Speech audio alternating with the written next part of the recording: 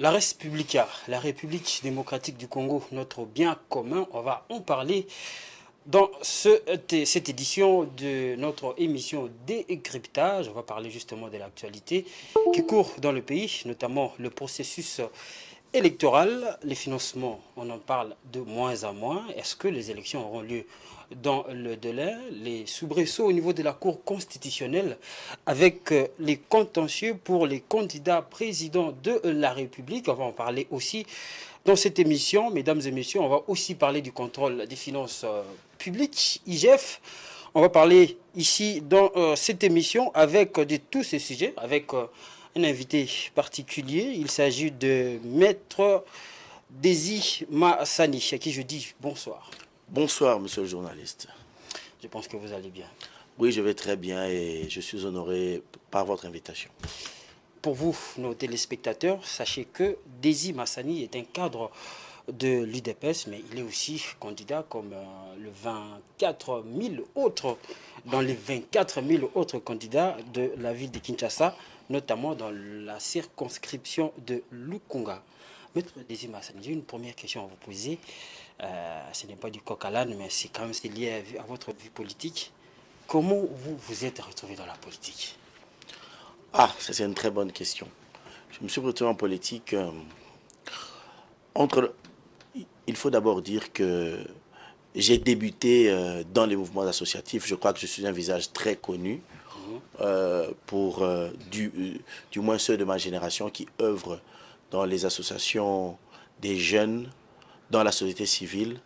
J'ai eu à participer à plusieurs forums, ici au pays comme à l'extérieur du pays. Et notre cheval de bataille, les mouvements associatifs dédiés à la jeunesse, était à l'époque la participation des jeunes à la vie publique. Et j'ai été parmi ceux qui ont participé à la création des principaux mouvements associatifs des jeunes qui aujourd'hui ont pignon sur rue, qui aujourd'hui sont répandus sur tout l'espace, tout le territoire national, notamment le Racol Sida, le Ragecopod et tant d'autres. Et à un moment donné, en tant qu'activiste de la société civile, on se rend compte que pour influencer, pour faire valoir nos idées, il faut entrer dans l'arène politique et pour pouvoir exercer le pouvoir d'État et apporter ce que l'on croit pouvoir apporter pour le développement et le bien-être de son pays. Justement, vous êtes parmi les jeunes, des nombreux jeunes qui ont entré dans la politique. Et votre cas, c'est de quitter dans les mouvements associatifs pour entrer dans la politique. Comment voyez-vous la classe politique aujourd'hui? Il y a tous les jeunes tout jeunes Congolais ambitionnent ou veulent entrer dans la politique. Quelle lecture faites-vous? Est-ce que ce n'est pas aussi une forme de faillite de la société congolaise? Il y a un dicton qui dit que si vous ne vous occupez pas de la politique s'occupera de vous. Ouais. Dès lors, je ne vois pas pourquoi est-ce qu'on devrait interdire aux jeunes de s'intéresser à la politique. Nous avons obtenu l'indépendance de notre pays. Nous avons accédé à la souveraineté nationale et internationale au 30 juin 1960. Aujourd'hui, ça fait pratiquement 63 ans. Lorsque vous regardez les années où nous avons eu à gérer notre pays comme État indépendant, comme État souverain, de 1960 à aujourd'hui, vous regardez le niveau de développement que nous avons atteint, vous regardez les défis qu'il y a du point de vue social, économique et autres, c'est tout à fait normal que des citoyens, que des patriotes s'intéressent à la gestion de la chose publique et aient l'ambition d'apporter ce qu'ils croient pouvoir apporter. Lorsque vous avez été formé, vous avez étudié dans votre pays, vous vous dites que vous êtes redevable, vous avez quelque chose à donner. Parce que le Congo vous a donné tout ce que vous avez en termes de formation, en termes d'instruction. Donc, dès lors, moi, j'encourage d'ailleurs les jeunes à adhérer aux partis politiques, à faire de la politique activement, parce que je pense que l'heure est venue aussi d'un renouvellement de la classe politique congolaise. Bien, la politique n'est pas l'apanage d'une certaine tranche d'âge ici en RDC, mais on va parler des élections 2023. Je veux savoir dans quel contexte nous allons entrer dans ces élections, bien qu'il y ait des avancées, les préparatifs sont de loin avancés. Nous sommes aujourd'hui en train de parler des contentieux. On va en parler justement dans cette émission. Est-ce que les conditions sont réunies pour que nous ayons des élections qui seront transparentes, crédibles, mais aussi inclusives? Je pense qu'on a la mémoire courte ici chez nous au Congo. Je pense qu'on aurait regardé aux cycles électoraux antérieurs, celui de 2018, celui de 2011, celui de 2006. Tous les cycles électoraux que nous avons connus, il y a toujours eu des couacs, il y a toujours eu des mécontents, il y a toujours eu des personnes qui ont pensé que le processus n'était pas suffisamment crédible, suffisamment... Mais ce qui n'est pas une excuse. Ce qui n'est pas... Non, ça n'a jamais empêché par le passé la tenue des élections.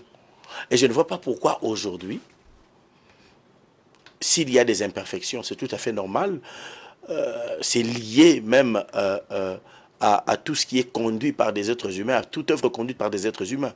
Donc, il est clair que il peut y avoir des failles du point de vue logistique ou technique, des failles qui peuvent être surmontées de toutes les manières, mais je ne pense pas qu'il y a aujourd'hui des raisons suffisantes pour estimer que les élections ne doivent pas se tenir à la date du 20 décembre 2023. Pourquoi devrions-nous considérer que nous ne sommes pas prêts pour les élections? Regardez, la population congolaise a répondu massivement à l'enrôlement des électeurs. Les candidats aux élections législatives nationales et provinciales ont déposé leur candidature. Et au niveau des législatives nationales, les listes définitives ont déjà été publiées. Au niveau des listes de la députation provinciale, les listes provisoires ont été publiées jusqu'ici. Les candidats à l'élection présidentielle sont connus aujourd'hui au nombre de 24. Ils ont déposé leur candidature. La liste provisoire a été publiée par la CENI. Et même ceux qui ne pouvaient même pas rêver autrefois être candidats président de la République, lors des régimes passés, aujourd'hui, ils ont vu que leur rêve s'est réalisé. Ils auront été au moins candidats une fois dans leur vie, président de la République. Et tout au long du processus, on constate que même les gouvernements, même la CENI, il y a toujours cette résistance de pouvoir intégrer les propositions qui viennent d'ailleurs, notamment de l'opposition et de la société civile. La CENI a pour indicateur la loi électorale, mais aussi la constitution de la RDC. Alors, lorsqu'un parti politique ou une association émet une opinion, il ne faut pas faire de cette opinion-là une loi. C'est un avis qui est subjectif, qui concerne X ou Y parti politique, et la CENI n'est pas tenue d'obéir ou de suivre à la lettre tout ce que X ou Y parti politique lui demande de faire. Ce sont quand même des parties prenantes. Oui, absolument. Mais il y a 900 partis politiques en République démocratique du Congo. Ça signifie 900 opinions différentes. Ça signifie 900 sons de cloche. Alors, vous imaginez la CENI se laisser guider par tout ça? Non, je pense qu'à un moment donné, il faut qu'on apprenne à faire confiance à nos institutions. Et nous voyons que jusqu'ici, nous avançons. Certes, on ne dit pas qu'il n'y a pas d'imperfection, mais tout cela est tout à fait normal. Mais je pense que nous avançons lentement, mais sûrement, vers les élections de décembre 2023. Le processus est enclenché et je pense qu'il est irréversible. Mais aussi cette question des financements des élections, vous allez dire que le gouvernement finance normalement, mais la CENI, avec son président, le président de la CENI, personnellement je l'ai suivi en France, dans un média français, on lui a posé la question de savoir quel est le montant que tu as déjà encaissé pour l'organisation des élections. Il avait du mal à répondre, mais jusque-là, il y a aussi cette question des machines à voter qui ne sont pas encore arrivées. Et dans ce contexte-là... Je ne suis pas le porte-parole de la CENI, mais ouais. Laissez-moi vous dire que je pense que ça aurait été quand même indélicat que le président de la CENI, sur un média étranger, puisse donner des détails, des chiffres, des montants qui sont décaissés par le Trésor public congolais pour financer des élections qui du reste, sont une question de souveraineté. Deuxièmement, en ce qui concerne les machines à voter, j'ai cru comprendre, d'après la CENI, que la CENI avait résolu, compte tenu des délais qui lui sont impartis, de déployer son matériel, sa logistique par avion. Et je pense que toutes les dispositions seront prises. Si le président de la CENI nous dit que les élections seront tenues au 20 décembre 2023, je ne vois pas quelle est la personne la mieux habilitée pour nous donner une autre date. Pourquoi ne devrions-nous pas croire? J'oubliais un autre aspect que je n'ai pas évoqué tout à l'heure. Vous savez, les candidats conseillers municipaux, aujourd'hui, ont aussi déposé leur candidature. Oui.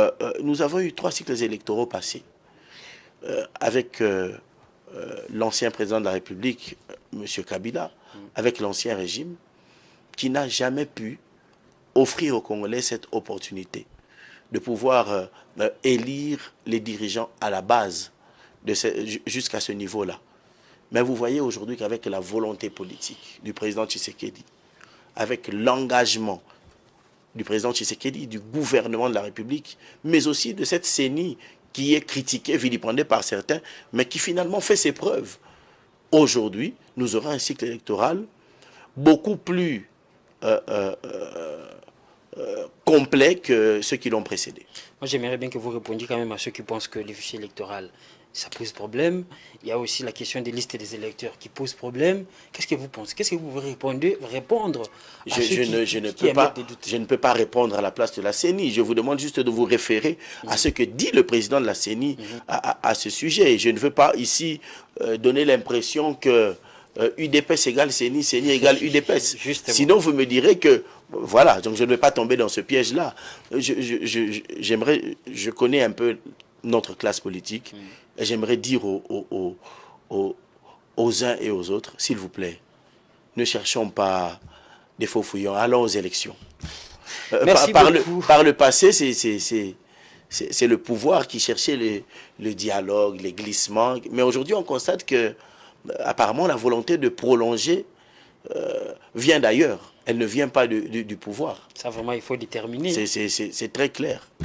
Merci beaucoup, Monsieur Désy Massani. On va parler un tout petit peu aussi, comme je l'ai annoncé ici lorsque je présentais mon sommaire, des contestations au niveau de la Cour des contentieux, au niveau de la Cour constitutionnelle.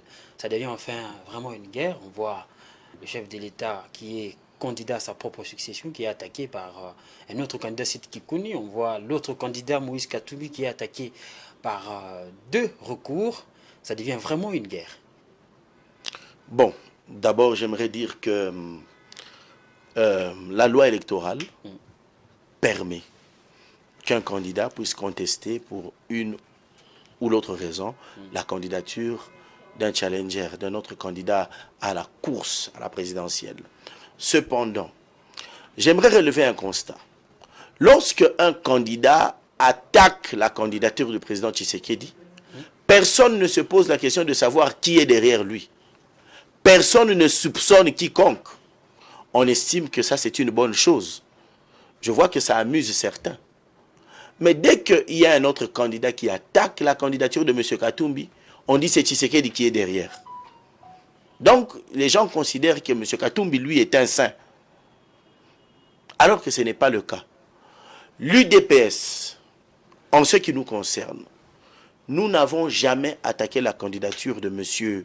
Katumbi parce que nous estimons qu'il ne constitue pas un obstacle ou un candidat qui pourrait nous déranger.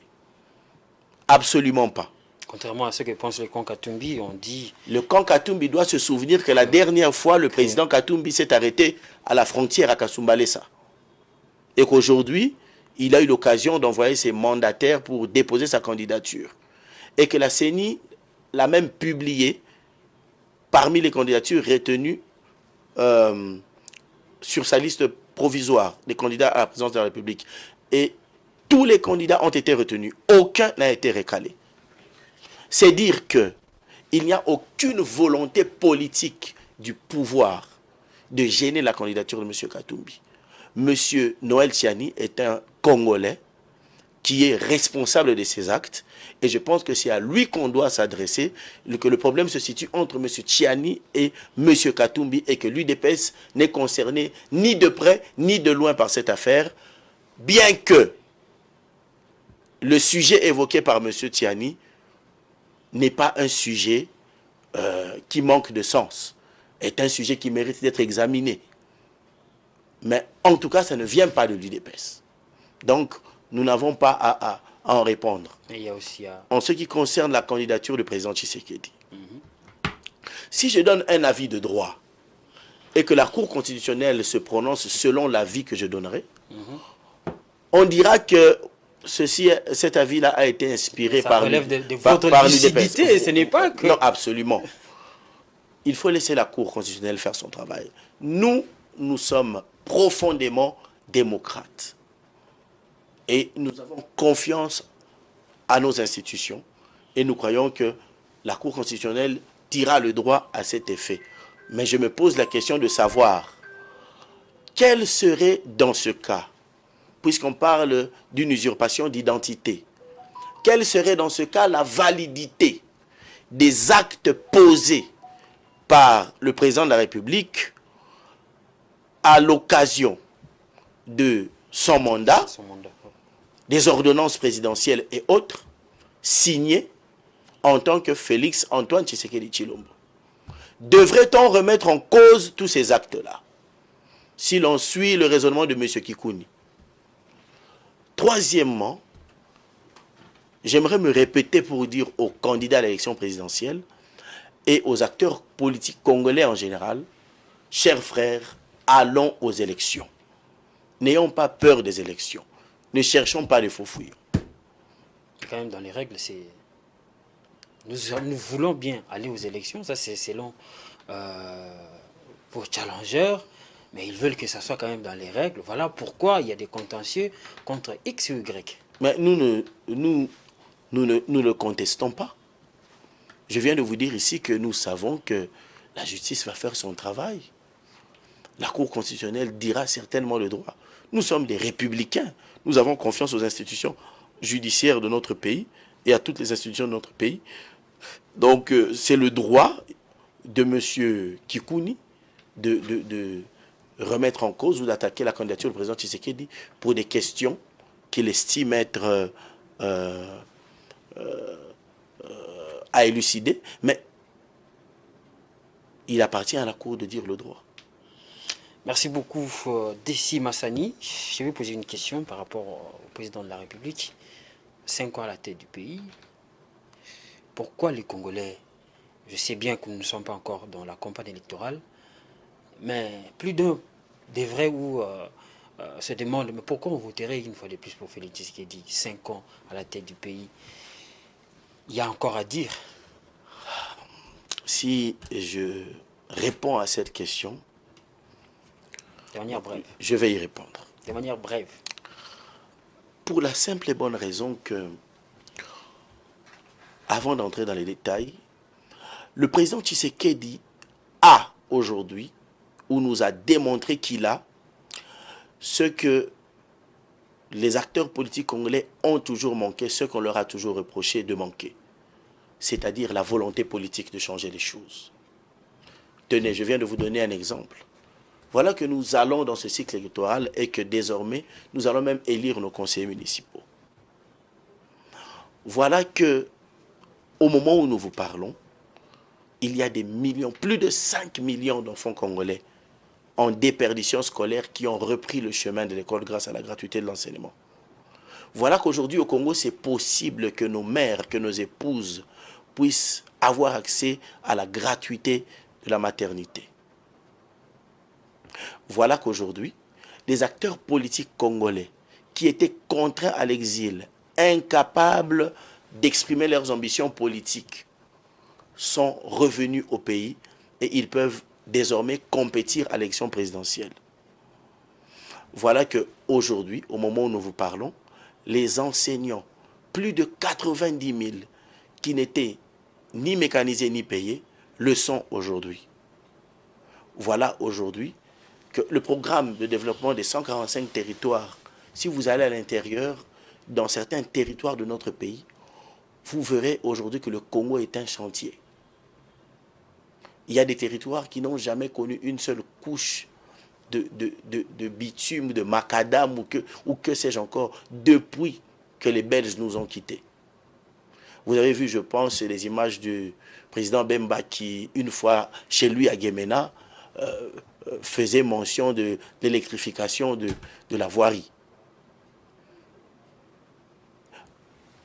Pour la simple et bonne raison que nous voyons aujourd'hui, en ce qui concerne les questions sécuritaires, l'engagement du président Tshisekedi à en découdre avec les groupes armés, notamment le M23, qui en fait n'est qu'un supplétif du Rwanda. La détermination du président Tshisekedi est sans faille. Et sur cette question-là, il y aura vraiment un grand débat. C'est normal qu'il y ait débat parce que c'est une question qui dure depuis 1996-97. Donc c'est un problème que différents régimes ont laissé et que le président Tshisekedi est en train de s'efforcer à résoudre aujourd'hui.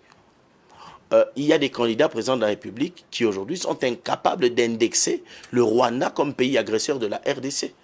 Mais c'est les mêmes candidats présidents de la République qui demandent la confiance du peuple congolais. C'est des personnes dont il faut se méfier. Parce qu'ils n'ont pas... ils ne sont pas tout à fait loyaux à la République démocratique du Congo. C'est là où je rejoins la pensée de M. Tiani qui parle de loyauté partagée. L'engagement du président Tshisekedi vis-à-vis de la République démocratique du Congo, son engagement à lui seul suffit pour que les Congolais lui fassent confiance à nouveau et lui donnent un nouveau mandat. Il ne faut pas oublier le fait que nous avons commencé ce mandat avec une coalition FCC-Cash à laquelle nous étions presque contraints parce que nous avions trouvé un ancien régime vieux de près de 20 ans. Avec qui vous avez accepté de travailler. Parce que les dispositions de notre Constitution donnent des pouvoirs importants au président de la République, mais ces pouvoirs ne sont efficaces que dans la mesure où il dispose d'une véritable majorité parlementaire. Et nous étions contraints de travailler avec le FCC. Cela nous a pris près de 2 ans ou 2 ans et demi. Y a-t-il un président de la République au Congo qui, en 3 ans, a opéré autant de changements que le président Tshisekedi? Je ne pense pas. Donc je pense que le président Tshisekedi mérite véritablement la confiance des Congolais. Vous pensez réellement que le président Félix Tshisekedi mérite la confiance des Congolais? Bon, on va parler un tout petit peu, avant de chuter, du contrôle financier. Ça, c'est parmi les éléments de langage, surtout vous qui gérez. Le chef de l'État resterait l'IGF, resterait le contrôle des finances. Voilà encore un aspect important que j'ai oublié, tellement qu'il y a des choses et des réalisations faites par le président Tshisekedi. Merci de me les rappeler. Mais ça pose aussi problème. Souvent, ce service de l'État tape souvent à côté. Aujourd'hui, toutes les personnes qui ont été mises en cause par le travail de l'IGF sont acquittées, on va dire comme ça, de ces 100 jours. Il y a aussi ces dossiers ici récemment avec la GECAMINE et la Banque centrale on voit déjà des contestations. Je ne sais pas comment vous voyez ça. Déjà, beaucoup de personnes parlent de l'IGF comme étant une arme contre certaines individualités. J'aimerais attirer votre attention sur un fait. C'est que au cours du mandat du président Tshisekedi, il y a des personnalités qui ont eu à répondre devant la justice de leurs actes de gestion, de leurs actes de mégestion. Et ces personnalités, pour certains, étaient des proches collaborateurs du président de la République. Ce qui fut impensable autrefois. Autrefois, lorsque vous détournez de l'argent et que c'est connu et qu'il y a une clameur publique, vous avez plutôt une promotion. Mais aujourd'hui, nous devrons au moins nous féliciter qu'il y a une avancée significative. L'IGF existe depuis plusieurs années. Le président Tshisekedi a trouvé l'IGF. Mais les Congolais n'en entendaient pas parler parce qu'il y avait une volonté délibérée d'étouffer son action, de l'empêcher de travailler, de l'empêcher de traquer les détourneurs. Mais c'est la volonté politique, comme je vous le disais, du président Tshisekedi. C'est à cause de la volonté politique du président Tshisekedi que l'IGF a fait ce travail remarquable pendant ces 5 ans. Maintenant, il ne faut pas confondre les missions de l'IGF, le travail de l'IGF et le travail de la justice. Nous savons qu'il y a encore du travail à faire en ce qui concerne notre appareil judiciaire. Les choses vont en s'améliorant, mais il y a encore des défis qui sont à relever. Nous en sommes conscients. Mais on ne peut pas reprocher à l'IGF de faire son travail. Aujourd'hui, ceux qui dirigent les entreprises publiques vous le diront. Les ministres vous le diront. On fait désormais attention afin de poser certains actes. Parce qu'il y a cette épée de Damoclès que constitue l'IGF. Et tout cela, on le doit à la volonté politique d'un homme, le président Tshisekedi. Et je crois qu'on devrait s'en féliciter. Est-ce qu'on peut parler de l'impact de tous ces services de contrôle des finances publiques dans la vie socio-économique des populations? Mais on va parler aussi de l'impact de l'action générale du gouvernement, parce que du côté du pain, ça pose problème. Non, je pense que c'est un langage démagogique et populiste. Le langage du pain, on peut le dire partout. Pour ceux qui ont l'occasion de voyager à travers le monde, d'aller à l'étranger, moi ça m'arrive d'aller à l'étranger, en Europe et ailleurs, il y a des affamés. Il y a des mendiants. Aux États-Unis, il y en a. En France, il y en a. Quelle proportion? Maintenant, nous n'avons pas non plus le même niveau de développement. Mais ce que j'essaie de dire ici, je ne suis pas en train de justifier cela. Je suis en train de dire que lorsque nous parlons du programme de développement de 145 territoires, lorsque nous parlons des enseignants qui sont désormais payés, lorsque nous parlons de l'amélioration de la paye des fonctionnaires de l'État, lorsque nous parlons de tous ces chantiers à travers la République, comment cela est-il possible? Lorsque nous parlons du financement des élections sur fonds propres, mais cela est possible parce que les recettes générées par les régies financières sont aujourd'hui mieux canalisées et que la qualité de la dépense s'est améliorée. Aujourd'hui, notre budget à l'entrée au pouvoir du président Tshisekedi et aujourd'hui, à la fin de ce mandat, nous sommes passés pratiquement de 4 à 16 milliards. C'est justement la question. Comment cela est possible? De 4 à 16 milliards, mais il ne s'agit pas de distribuer 100 $ à chaque foyer pour acheter du pain. Le social, c'est justement ça. La paye des enseignants, l'amélioration des conditions des militaires, donner accès à la maternité gratuitement, la gratuité de l'enseignement, toutes ces routes qui sont réfectionnées, ces écoles qui sont construites à l'intérieur du pays, dans nos territoires, même les plus reculés. Mais c'est ça justement. Il ne s'agit pas, ça ne veut pas dire que lorsque le budget s'accroît, que l'on devrait distribuer les dollars dans chaque parcelle pour croire que voilà, il y a une amélioration en termes d'amélioration des revenus de l'État. Non. Je pense qu'il ne faut pas suivre le langage des politiciens qui font de la démagogie pour manipuler l'opinion. Il y a des avancées significatives et les signes sont là, ils sont palpables. On ne peut pas le nier. Les signes sont là, sont palpables. Nous sommes arrivés à la fin de cette émission. Monsieur Désir Massani, si vous avez un dernier mot par rapport à tout ce que nous avons dit. D'abord, le processus électoral, là je récapitule, le processus électoral, on a parlé des financements, les délais à respecter, mais aussi les contentieux au niveau de la Cour constitutionnelle. On a parlé aussi de l'économie du pays, un tout petit peu on a frôlé. Qu'est-ce que vous allez dire à la fin? J'aimerais dire aux Congolais, alors que nous approchons des échéances électorales,